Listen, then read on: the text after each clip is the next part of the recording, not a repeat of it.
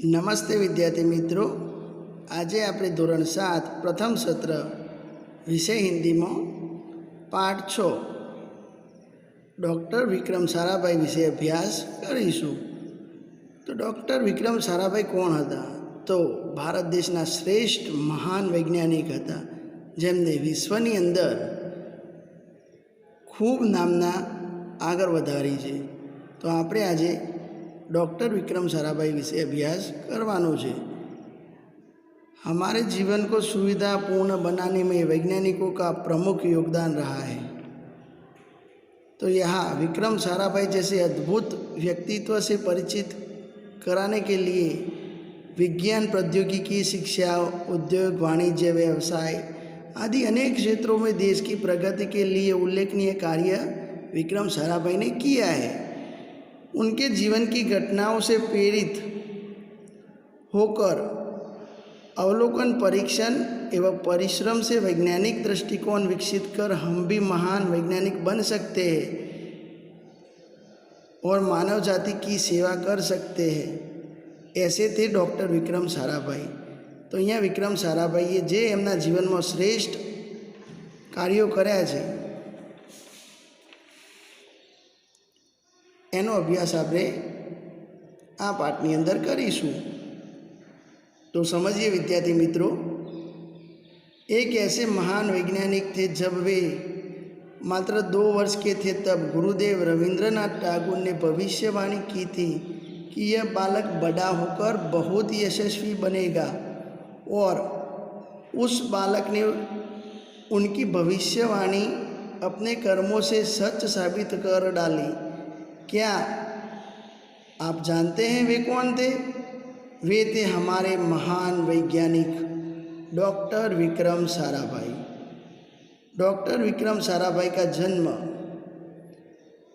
12 अगस्त सन 1919 को अहमदाबाद में हुआ था। उनका पारिवारिक प्रतिष्ठित उद्योगपति परिवार था। पिता का नाम था अंबालाल और माता का नाम सरला देवी था। विक्रम साराभाई 8 भाई बहन थे। अहींया जो विद्यार्थी मित्रों विक्रम साराभाईनो फोटो आपेलो छे। तो अहींया समझिए, विक्रम साराभाई एक महान वैज्ञानिक हता। જ્યારે તેઓ ફક્ત 2 વર્ષના હતા ત્યારે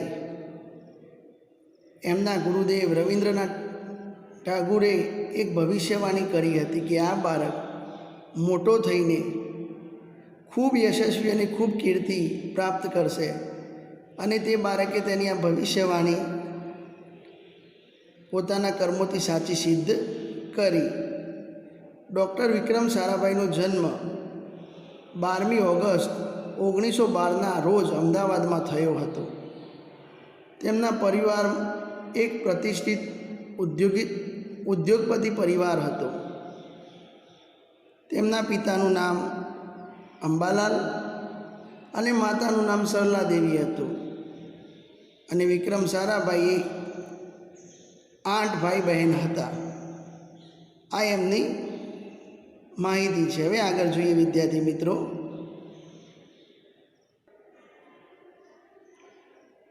बाल्यकाल से प्रतिभावान विक्रम साराभाई के बचपन का यह प्रसंग उनके सफलता हासिल करने के बुलंद इरादों को दर्शाता है।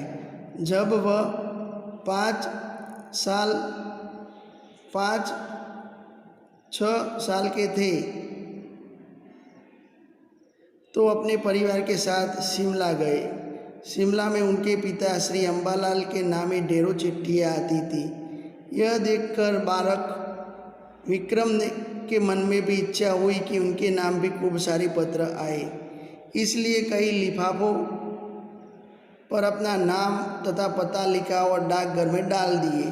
फिर क्या था, उनके नाम पर ढेरों चिट्ठियाँ आने लगी। पिता ने देखा तो उनके मन में बालक विक्रम के इस काम के पीछे के उद्देश्य को जानने की इच्छा हुई। असलियत मालूम होने पर उन्हें हंसी आई, लेकिन सफलता पाने की इच्छा जानकर अच्छा भी लगा। जब वह 8 साल के थे तो साइकिल पर विभिन्न कलाबाजियाँ करते और लोगों को अचंभित कर देते। उन्हें साहसिक कारनामे प्रिय थे। गणित तथा भौतिकी के प्रति उनकी गहरी दिलचस्पी थी।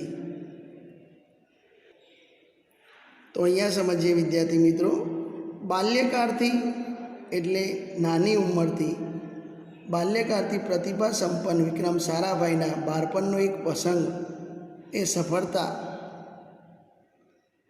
પ્રાપ્ત કરવાનો તેમનો એક શ્રેષ્ઠ ઈરાદો દર્શાવે છે। જ્યારે તેઓ 5-6 વર્ષના હતા ત્યારે તેમના પરિવાર સાથે તેઓ શિમલા ગયા હતા। શિમલામાં તેમના પિતાશ્રી અંબાલાલના નામે ઘણા પત્રો આવતા હતા। આ જોઈને બાળક વિક્રમના મનમાં પણ એવી ઈચ્છા થઈ કે મારા નામે પણ ખૂબ સારા પત્રો આવે। તો તેમને અનેક કવર ઉપર પોતાના નામ તથા સરનામું લખીને તે ટપાલ પેટીમાં નાખી દીધા અને પછી તેમના નામે ઘણા બધા પત્રો આવવા લાગ્યા। પિતાએ આ જોયું, એમના પિતાજી જે અંબાલાલ હતા એમને આ જોયું તો વિક્રમના આ કાર્યની પાછળ રહેલા ઉદ્દેશને જાણવાની તેમને મનમાં ઈચ્છા થઈ।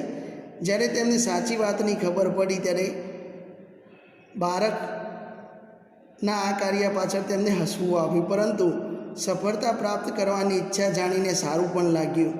જ્યારે તેઓ 8 વર્ષના હતા ત્યારે સાયકલ પર જુદા જુદા ખેલ કરતા હતા અને લોકોને ચકિત કરી દેતા હતા। તેમને સાહસિક કામો બહુ પ્રિય હતા। વિક્રમ સારાભાઈને કયા કામો પ્રિય હતા બાળકો? સાહસિક કામો બહુ પ્રિય હતા। ગણિત અને ભૌતિક વિજ્ઞાનમાં તેમને ઊંડો રસ હતો। દિલચસ્પી એટલે રસ હતો। હવે આગળ જોઈએ। उन्होंने मैट्रिक की परीक्षा सन 1934 में पास की। सन 1934 से 37 में गुजरात कॉलेज अहमदाबाद में इंटर की पढ़ाई की और सन 1937 में इंग्लैंड चले गए और सन 1940 में कैम्ब्रिज से गणित एवं भौतिकी में बीएससी की परीक्षा वे सफलता के साथ प्राप्त की। तत्पश्चात द्वितीय विश्व युद्ध के शुरू होते ही विक्रम साराभाई भारत लौट आए। भारत में उन्होंने सर सीवी रामन तथा डॉक्टर होमी भाभा का सानिध्य मिला। वहाँ राष्ट्रीय स्वतंत्र आंदोलन से बड़े प्रभावित हुए। सन 1942 में वे मृणालिनी स्वामीनाथन के साथ विवाह सूत्र में बंध गए। तो અહીંયા સમજીએ વિદ્યાર્થી મિત્રો, તેમને મેટ્રિકની પરીક્ષા ઈસવીસન 1934માં પાસ કરી હતી અને 1934થી 37માં ગુજરાત કોલેજ અમદાવાદમાં ઇન્ટરનો અભ્યાસ એમને કર્યો હતો। 1937માં તેઓ ઇંગ્લેન્ડમાં અભ્યાસ માટે ગયા અને 1940માં કેમ્બ્રિજ યુનિવર્સિટીમાં ગણિત અને ભૌતિક શાસ્ત્ર સાથે બીએસસીની પરીક્ષામાં તેઓ સફળતાથી આગળ વધી અને સફળતા એમને મેળવી। તે પછી એ સમયે બીજું વિશ્વયુદ્ધ શરૂ થતાં વિક્રમ સારાભાઈ ભારત દેશમાં પાછા આવી ગયા।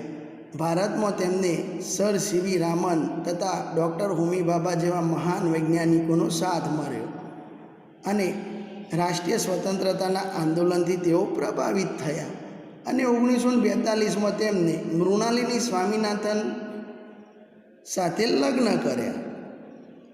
આ રીતે ડૉક્ટર વિક્રમ સારાભાઈએ શ્રેષ્ઠતા અલગ અલગ ડિગ્રીમાં પ્રાપ્ત કરી હતી અને આગળ વધ્યા હતા। હવે આગળ જોઈએ વિદ્યાર્થી મિત્રો।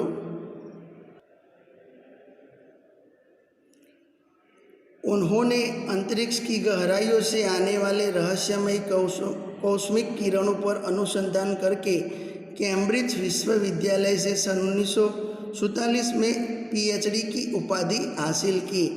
ब्रह्मांड तथा सौरमंडल के कई जटिल प्रश्नों का प्रायोगिक हल निकालने का श्रेय डॉक्टर विक्रम साराभाई को प्राप्त है। यह उन्हीं का सुझाव था कि कौस्मिक किरणों पर प्रयोग के लिए हिमालय की ऊंची चोटियां सर्वाधिक उपयुक्त एवं अनुकूल होगी, इसीलिए भारत सरकार ने गुलमर्ग में वैज्ञानिक उपकरणों से लैस एक प्रयोगशाला स्थापित की। डॉक्टर विक्रम साराभाई के निजी प्रयासों से सन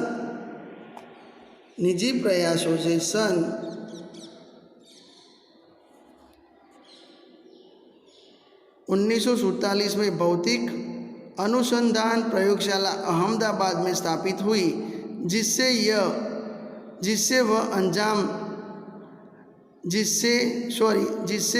वह आजन्म संबद्ध रहे। साथ ही उन्होंने देश में वस्त्र उद्योग की तकनीकी समस्याओं के हल निकालने के उद्देश्य से अहमदाबाद में ही टेक्सटाइल इंडस्ट्रीज रिसर्च एसोसिएशन की आधारशिला रखी। भौतिक अनुसंधान प्रयोगशाला डॉक्टर विक्रम साराभाई परमाणु शक्ति, अंतरिक्ष विकिरण, सूर्य ग्रहण, तारा, प्लाज्मा भौतिकी और खगोल पर्व कार्य करते रहे। सन 1961 में वे परमाणु ऊर्जा आयोग के सदस्य बन गए और डॉक्टर होमी भाभा की मृत्यु के पश्चात परमाणु ऊर्जा संस्थानों का भार युवा वैज्ञानिक डॉक्टर विक्रम साराभाई के कंधों पर ही आ गया। उन्होंने भारतीय अनुसंधान केंद्र का गठन किया और डॉक्टर विक्रम साराभाई इसके पहले अध्यक्ष बने।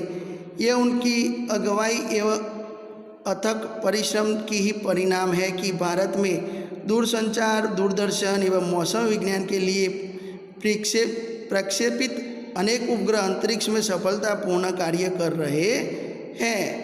तो उन्होंने यानी विक्रम साराभाई तेमने अंतरिक्ष में ઊંડાણુંમાંથી આવતા અંતરિક્ષના ગહેરાઈઓ એટલે જે અંતરિક્ષમાં ઊંડાણુંમાંથી આવતા રહસ્યમય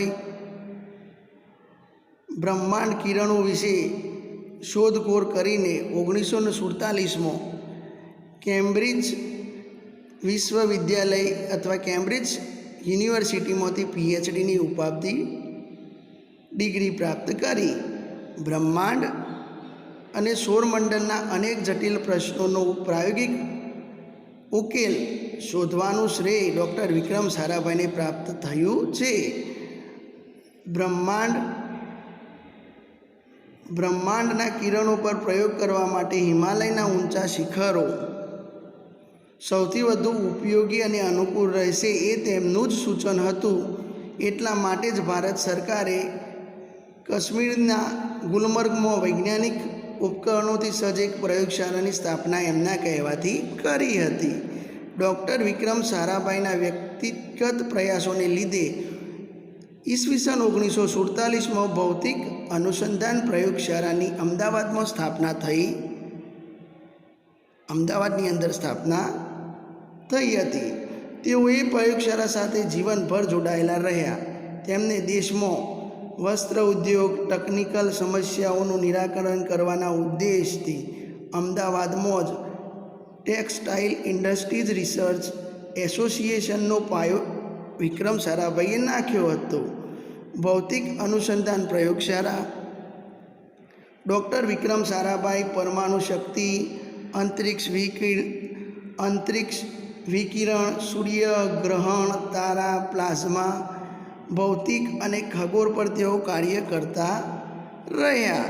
આ રીતે અમદાવાદની અંદર પણ એમને ઘણા બધા સંશોધન કેન્દ્રો બનાવ્યા હતા। ઈસવીસન 1961માં ડૉક્ટર વિક્રમ સારાભાઈએ પરમાણુ ઉર્જા આયોગના સભ્ય એમને બનાવવામાં આવ્યા। એ સમયે ડૉક્ટર હોમી ભાભાનું મૃત્યુ થયું હતું।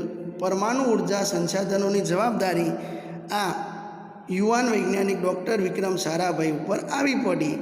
તેમને ભારતીય અનુસંધાન કેન્દ્રનું ગઠન કર્યું, એટલે કે તેમણે ભારતીય અનુસંધાન કેન્દ્રને સારું બનાવ્યું। ડૉક્ટર વિક્રમ સારાભાઈ તેઓ પ્રથમ અધ્યક્ષ બન્યા। તેમની આગેવાની અને સતત પરિશ્રમને લીધે જ ભારત દેશમાં દૂરસંચારના દૂરદર્શન મોસમ વિજ્ઞાન માટે મોકલાયેલા અનેક ઉપગ્રહો જે અંતરિક્ષમાં સફળતાપૂર્વક કાર્ય કરી રહ્યા છે એ પણ ડૉક્ટર વિક્રમ સારાભાઈને શ્રેષ્ઠતારૂપ ઉપગ્રહો છે. તો આ રીતે વિદ્યાર્થી મિત્રો, હું આશા રાખું છું કે આ પાઠની અંદર ડૉક્ટર વિક્રમ સારાભાઈના જન્મથી લઈ એમને કયા કયા વર્ષે સફળતાઓ પ્રાપ્ત કરી અને ભારત દેશની સેવા કરી એની સંપૂર્ણ તમને સમજ મળી ગઈ હશે.